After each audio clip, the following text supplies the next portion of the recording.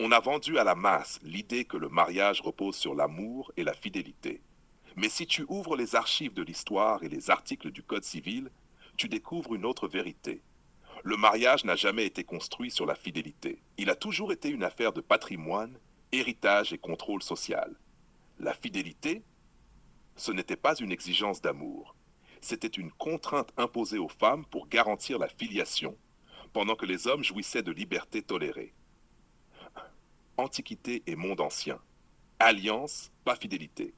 Chez les Romains, le mariage était un contrat entre familles. On mariait sa fille pour unir des patrimoines ou grimper socialement.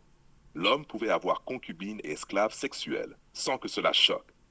Chez les Grecs, les épouses donnaient des héritiers, les amants et amantes nourrissaient les plaisirs. Fidélité, inconnue au bataillon.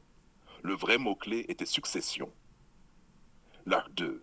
Moyen Âge et monarchie, héritage et bâtard. Le mariage servait à protéger les terres et transmettre les titres. La femme avait un devoir, donner un héritier légitime, porter le nom, protéger la lignée. L'homme, lui, pouvait multiplier les maîtresses. On appelait même certaines favorites, presque officielles. Exemple, Louis XIV avait une cour entière de maîtresses et pourtant son mariage religieux était intouchable. Les bâtards, tolérés tant qu'ils ne menaçaient pas la ligne de succession.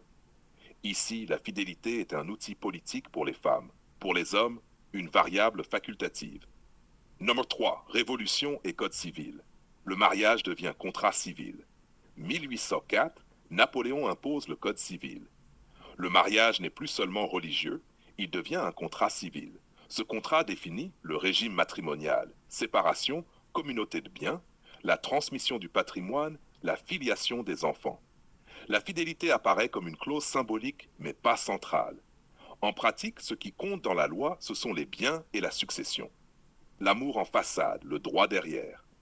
Aujourd'hui, on nous vend le mariage comme une affaire d'amour et de romantisme. Mais dès qu'un couple explose, tu vois la vérité. Avocats, juges, notaires, partage des biens, pension alimentaire, garde des enfants. La fidélité n'a quasiment aucune valeur juridique. Elle ne change rien au partage des biens.